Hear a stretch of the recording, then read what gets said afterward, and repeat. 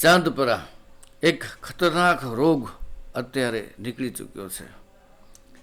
ચાંદપરા રોગની સાથે સાથે નાના મોટા ઝેરીલા મચ્છરો, ડેન્ગ્યુ, મલેરિયા અને કેટલા દુનિયાભરના જીવજંતુઓ નીકળી પડે છે.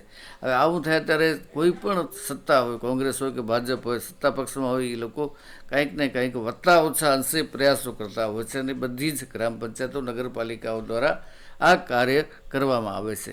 પણ આપણા કમનસીબ એ છે કે મુન્દ્રામાં આ અંગે કોઈ પણ જાતની કાર્યવાહી કરવામાં આવતી નથી. આ લોકો શું કરે છે? ફોગ મશીન ચલાવે.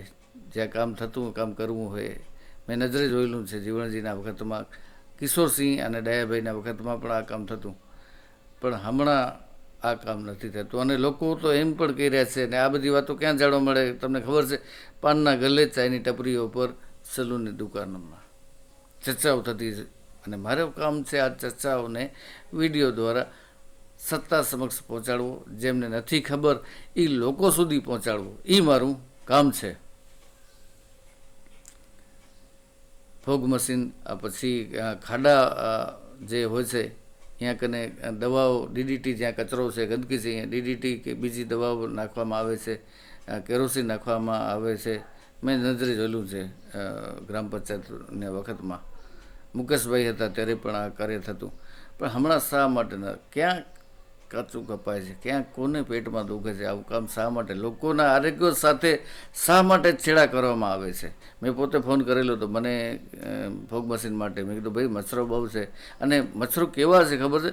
કોઈ દવા અસર નથી કરતી. તમે પૂછી જોજો ગમે એમને.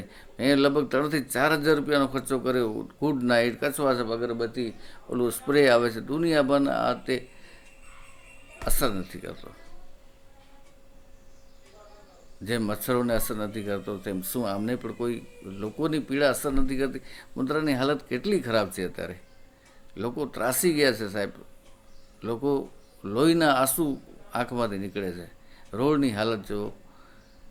તમે મત તો માગો ત્યારે તો તમને મજા આવે છે, ઢેઢેરાઓ કરવા, તમાશાઓ કરવા.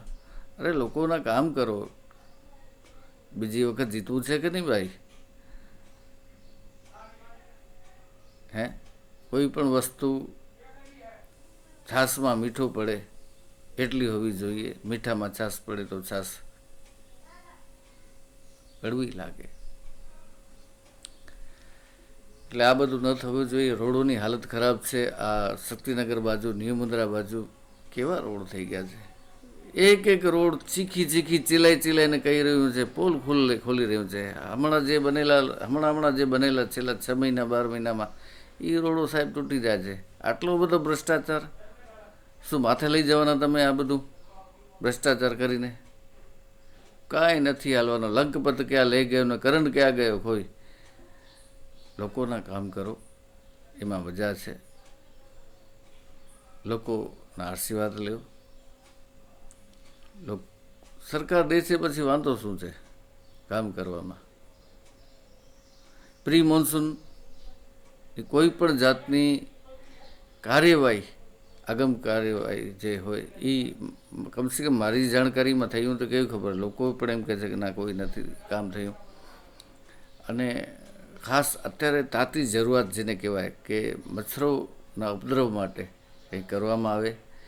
તમારા એરિયામાં, તમારા ઘર બાજુ ધુમાડાનો મશીન આવ્યો કે ડીડીટી છાંટવા આવ્યા હોય કે પાણીના ખાબોચિયામાં કેરોસીન નાખ્યો હોય કે ખાડા પૂર્યા હોય તો મને કહેજો, જણાવજો. જેથી ફોટા હોય તો, વિડીયા હોય તો મને મોકલાવજો, જેથી મને ભલે જાણ પડે. પણ એવું નથી કરવામાં આવ્યું. મને નથી લાગતું એવું કરવામાં આવ્યું હશે. તો આવું બધું ન થવું જોઈએ. સત્તાનો વધ, સત્તા ખુરશી આજે છે, કાલે નથી ભાઈ. અને લોકો ખુલ્લા મોઢે કહી રહ્યા છે કે આના કરતાં તો ગ્રામ પંચાયત સારી હતી. જીવણજીના વખતમાં કમસે કમ ખાડા તો પૂરવામાં આવતા, દવાઓ નાખવામાં આવતી, ડીડીટી છાંટવામાં આવતી, ફોગ મશીન ચલાવવામાં આવતા. ગ્રામ પંચાયતમાંથી મને એ ખબર નથી પડતી કે ગ્રામ પંચાયતમાંથી નગરપાલિકા બનાવવામાં આવી કે વધુ વિકાસ માટે. પણ આ તો દિવસે દિવસે ઘટતો જાય છે ને ભ્રષ્ટાચાર વધતો જાય છે. Shame on you. બહુ ખરાબ બાબત કહેવાય આ માટે. આ બાબત સાલું દિલ રડે છે આ બધું જોઈને.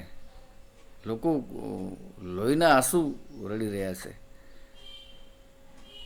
કામ કરાવવા જાઓ તમે નગરપાલિકામાં કંઈ, હા માલે તું ઉજારો જે સત્તાધારીઓના ઇર્દ ગિર્દ વર્તુળમાં રહે છે એમના એરિયામાં બધું કામ થાય છે. લોકોનું આપણે એક અપેક્ષોની સાહેબ લિસ્ટ કરું તો અહીંયા કને એક વિડીયોમાં સમાવેશ થાય એટલું એવું ઇમ્પોસિબલ છે આ માટે.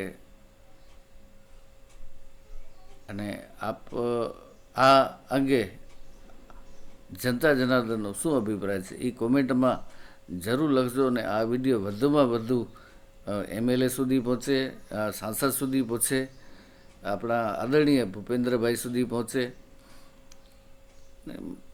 મોદી સાહેબ સુધી પહોંચે, ભારત સરકાર સુધી પહોંચે. એના પ્રયાસો કરજો, શેર કરજો, લાઈક કરજો. લાઈક કરો કે ન કરો, કોમેન્ટ જરૂર કરજો. ને આપણી સમસ્યાઓ બતાવો, આપણી શું શું સમસ્યા છે. પોતે જાતે આવીશ, તમારી સમસ્યા સાંભળીશ. જય હિન્દ, જય ભારત.